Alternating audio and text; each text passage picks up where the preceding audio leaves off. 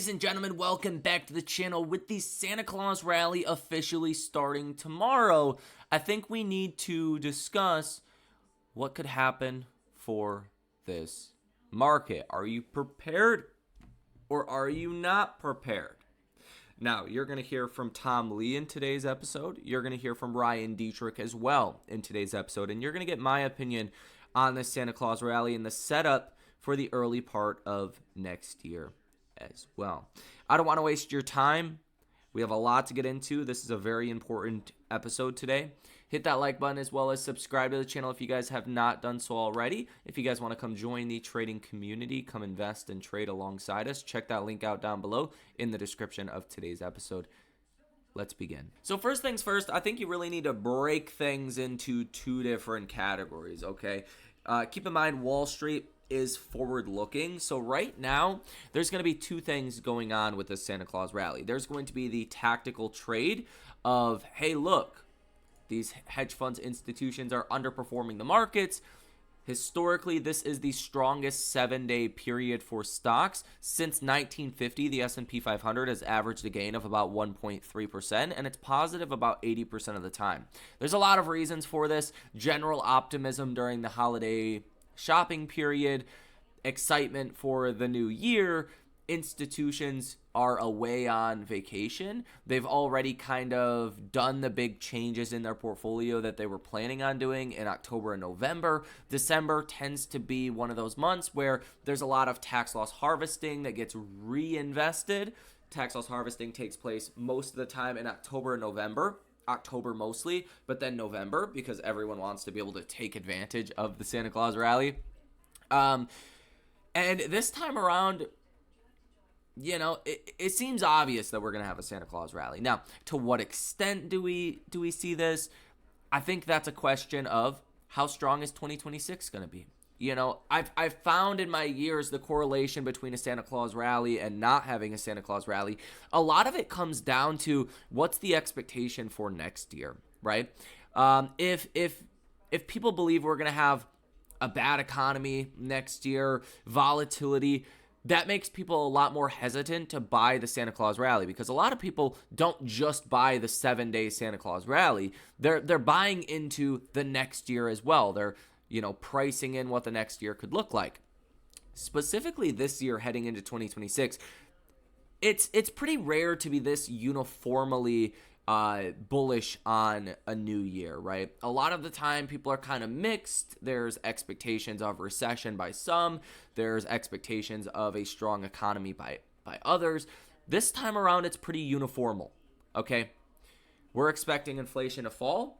We're expecting the Fed to cut rates a couple of times next year. We're expecting a new bullish Fed chair. We're expecting the big beautiful bill, no tax on tips, no tax on overtime, changes in the tax code to really help out the consumer and to help out businesses being able to invest more. We're cutting red tape here soon with the one rule on AI. That should be coming out in January to really speed up AI innovation, adoption, and probably investment as well. Instead of there being 100 different rules and playbooks, there's going to be one. Okay, that's a big deal. If real estate picks up, that's a big deal for the consumer specifically as well. So next year looks like it's going to be a clean-cut good year. Now, the question then becomes, how much of that is already priced into markets? And following the last 3 months, you've kind of had a sell-off in risk assets, sell-off in software, sell-off in AI. Coincidentally, I think those are going to be the areas that are the biggest winners next year, and part of that has to do with the sell-off that's happened in these areas. Now there is this opportunity in these areas. Okay, imagine if, we were in a really euphoric market right now. If we were just flying high, like AI, small caps, everything's doing great heading into 2026, that's probably not where the biggest opportunity would be. But when you have this sell-off where a lot of small cap AI, high quality companies are down 50, 60 plus % in the last 3-4 months, not all, but some of them, that opens an opportunity in my view. Okay. So ultimately, we'll see what happens. Time will tell. But I think the macro backdrop for 2026 is very supportive of a Santa Claus rally. Let alone the data that we've gotten recently shows economies doing okay, inflation's plummeting. It's kind of the perfect setup for the Fed to cut rates and for the economy to hold up next year, which also further enables this Santa Claus rally. Now, again, this is the best 7-day period historically for markets. This is factual, but you should be prepared for anything to happen when it comes down to it. But I do think we have a very high probability of a Santa Claus rally. Now, the Santa Claus rally is the last 5 trading days of December and the first 2 trading days of January. So tomorrow is the official start of the Santa Claus rally, the first of the last 5 trading days in December that leads into next Friday. So starting tomorrow and then on Friday and then Monday of next week, Tuesday, Wednesday, Thursday, and Friday of next week, that is the Santa Claus rally period. And I do think you're going to see this strong outperformance of risk assets heading into 2026 and during this Santa Claus rally. Now, don't take my word for it. Don't take anyone's word for it. Come to your own conclusions as always. But take a listen to what Ryan Dietrich says about this Santa Claus rally and about markets coming next year. Holiday spirit. I follow you on social media, Ryan. You were posting about the fact that we didn't get a Santa Claus rally the last 2 years, but we've never missed 3 in a row. It sounds like you're almost guaranteeing a Santa rally this year. You say these 7 days of the Santa rally that start tomorrow, technically, you clarified it, have the highest probability of being higher out of any other 7 days of the year. So are you predicting a Santa Claus rally is coming? Yeah, I can't make guarantees, but no, Frank, we think it's likely. These next 7 days, again, starting tomorrow, higher more than 77% of the time. If you look at all the 7-day combinations out there, none are more likely to be higher. And then, like you lay on, we were lower the last 2 Santa Claus rallies. Markets did okay. Let's be clear there. But I think, it makes sense when you look at what you just talked about before it came on. Not a lot of volume, not honestly a lot of news. We still were oversold from, just last Wednesday. This upward bias we think makes sense. Last comment, again, we've never seen Santa not come 3 years in a row. Maybe this year could be the first. I don't think it will be. I think we probably get moved back to new highs, which, like you just said, aren't really that far away, and kind of put a cherry on top to the end of a pretty solid year for investors. All right, Ryan, I know you have to hedge, but if you look on your social media account, you seem all but certain it's going to happen. Yeah. So I think a lot of people are waiting. Again, that period officially starts tomorrow. All right, I want to talk about something we just hit on a minute ago. The VIX actually at its year low. What does that do for some of the riskier parts of the market? Is it significant on a holiday shortened week? It is significant. I think it makes sense. There's not there. I mean, state the obvious, there's not a lot of volume going on. Historically, around holidays, there's little movement. I think that's where we are. At the same time, we're flirting with all-time highs. And you look historically, the VIX does tend to have kind of muted moves in December. I don't think it's too big of a shock. And the bottom line, I don't think it's bearish. I'll be very clear. Maybe if the VIX was down around 10 or something, maybe you get a little more concerned. But I think it makes sense when you look, not just U.S. I mean, you've been all over this, Frank. Globally, we're still seeing, new highs. We're still seeing a global bull market, and honestly, not a ton of volatility. Yes, there's more volatility in emerging markets, but developed markets, different parts of the world, things are pretty calm right here. And I think that's really a positive side. I'd rather have a lower VIX than a higher VIX. Let's put it that way, because lower VIXs usually mean you're in a bullish trend, which I still think we're in. All right, so I think we're in a bullish trend. We're going to get GDP later today. Yeah. What are your general thoughts about GDP? And I also want to talk to you about cyclicals. We're going to dig into materials a bit later in the show, but Raymond James out with a note basically saying we have to wait and see if the economic data supports a cyclicals rally, and cyclicals have been underperforming for the last 2 years, according to Raymond James. Obviously, financials hitting an all-time high. Does GDP, does that create a bigger rally in these cyclicals, whether it be financials, materials, industrials, just showing, if it meets estimates, of course, showing strength in the economy and giving investors the confidence to put their money in those sectors?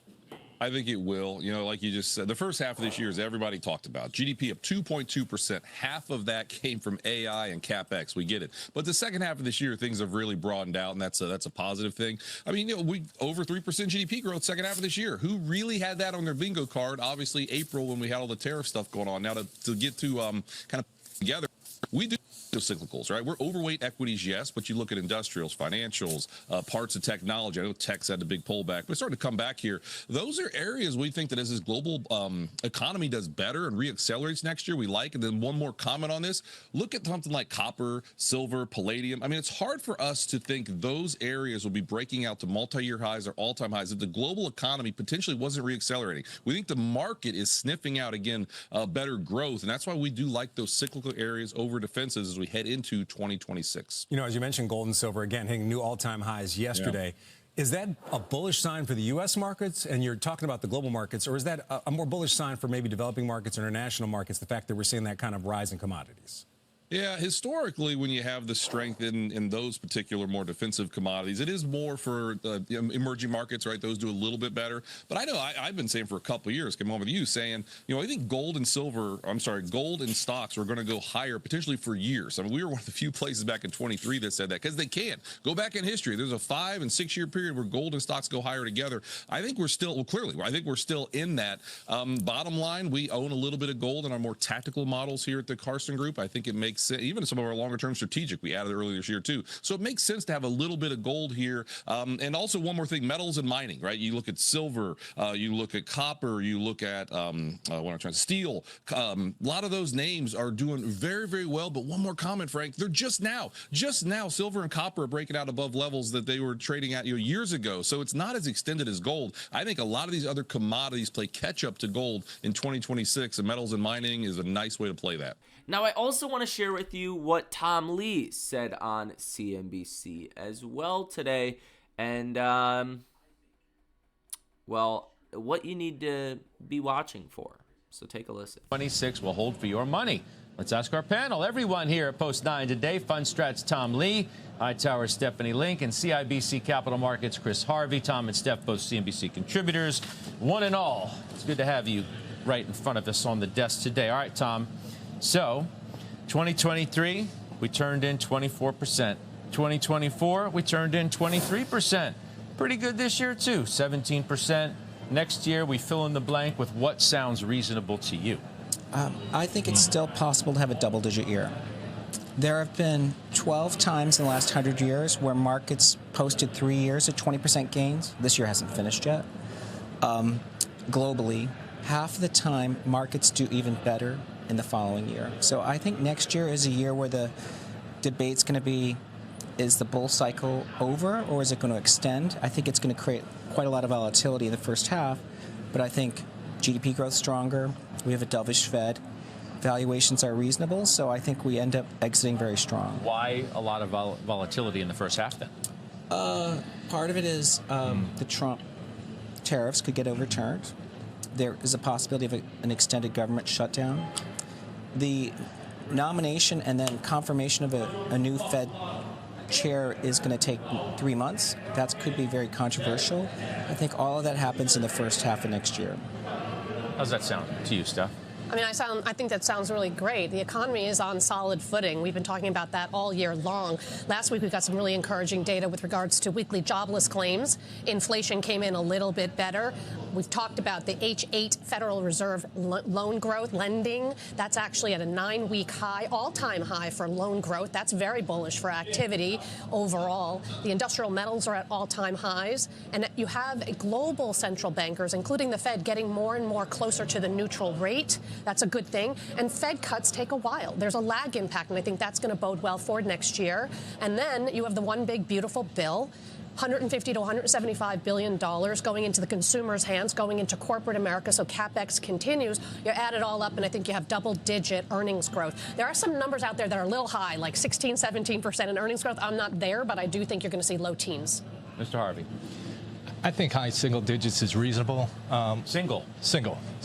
I can't get to 10%, 12%, 15 just yet. Right. One of the things that Tom said, I agree with wholeheartedly. The first half, you're going to see a lot more volatility than you have seen in a while. I think people are sleeping on the macro risks, be it USMCA, be it the transition with the Fed. If you listen to Powell, now he wasn't cocky about this. He was very humble. But basically what he said is, I'll see you at the book signing. We have growth higher. We have inflation lower. We're back to neutral. We don't need to do anything from here. And 6 months, if you don't cut rates for another 6 months, that's an eternity in the financial markets. And then the last thing is, I think corporations are going to, after a good year this year, they're going to manage down expectations. As you manage down expectations, that puts a little volatility to the marketplace.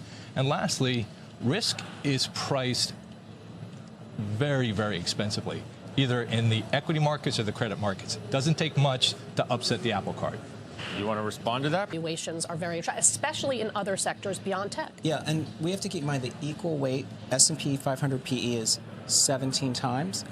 It's lower than it was 5 years ago. So the market actually has derated in the last 5 years because of these black swans of the shutdown, inflation surge, fastest Fed hikes in history, etc. So actually the equal weighted market is cheaper. I don't think risk is actually that expensive. Listen, so let's turn it to small caps for a second, just talk about risk. There's two indices for small caps, Russell 2000, S&P 600. Both small cap, they should perform pretty much in line with each other. Russell 2000 is outperforming by 8% this year. Russell 2000 outperforming by 8% because S&P 600 is a high quality index. The things that don't earn money, the things that have excessive beta, all really driving that marketplace. So I see, if you look at IG credit spreads, less than 80 basis points. If you don't know that market, that is tight, right? If you look at the S&P high beta index, it's up 35%, 34, 35%, double of what the S&P is. I see a lot of froth, right? There's a price for risk. It's here. I think the price for risk is down here. Interesting. I mean, it is one of the key questions, no doubt, is whether the broadening story that we've been talking about has legs. And what do you need to reach some of the loftiest targets from strategists that are out there? I mean, the top one's 8,100. Dom Chu joins us now. I mean, it's a nice range, Dom. It's a big 81's the top, as you show right there. Yeah, that's right. 81's the top. That's John Stoltzfus over at Oppenheimer right now. So that implies a pretty decent-sized gain. And the lowest is still bullish, only about maybe 4 or 5% higher than current levels right now. But that's Savita Subramanian over at Bank of America. So 7,100 is the low end of the 15 strategists that we've surveyed here at CNBC. 8,100 is the high end. The middle, 7,629, actually implies upside of just about 10% or so from the current levels that we're at right now. So generally speaking, we could get to, if we get to the average target price, a double-digit gain for the S&P 500 by the end of next year. As for whether or not we can see the contributors for that move higher, yes, it's always been about Mag 7, but these days we're seeing a little bit more relative strength in other parts of the market that imply maybe a broadening out trade. Check out the small cap ETF, which is already up 21% on a year-to-date basis. The mid caps are up about 11.5%. Underperforming, though, the S&P 500 at 15. So the small caps getting some legs and some steam that could bode well for the broadening out trade. Policy, really? I mean, yes and no, because when you look at 3-year stacked, it's still Mag 7. And so I think it makes sense to not just look at 2025 by itself, but how have stocks done since the end of 2022. To me, there's a lot of room for cyclicals to really outperform, including financials, because the ISM's been below 50 now for almost 3 years. That hopefully turns up above 50 next year, and we get a pretty, I think, what I consider a cyclical broadening of the market. To outperform tech? Yes, and Steph and I were talking about this, that I think tech earnings visibility is still good, but the multiple expansion story doesn't have as much upside as industrials or financials or energy or even basic materials. It is up 37. Microsoft is an underperformer slightly to the market, as is Meta, as is Apple, as is Amazon. Does this continue? Scott, I'm going to say something that's not very popular, but I still think they trade as a basket because they do all have linkages to the same theme, but at different points of time, some will lead versus the others. And so I have clients that do mean reversion among the Mag 7, but I think that they're largely one complex. Okay. I hope we get mean reversion in the names that I own, because Meta obviously has a ways to go, but Amazon does too.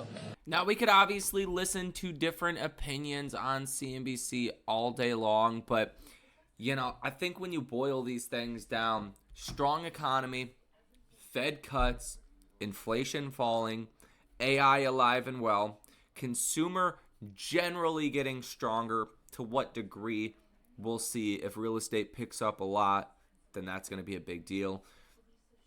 Put all these things together, companies investing, you're going to have a strong earnings outlook. You're going to have lower inflation. You're going to have risk assets that do well into next year.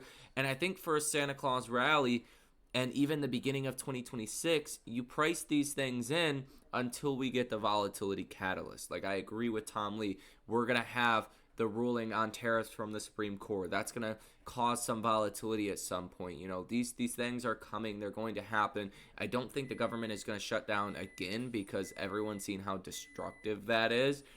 So we're going to get past that, in my opinion.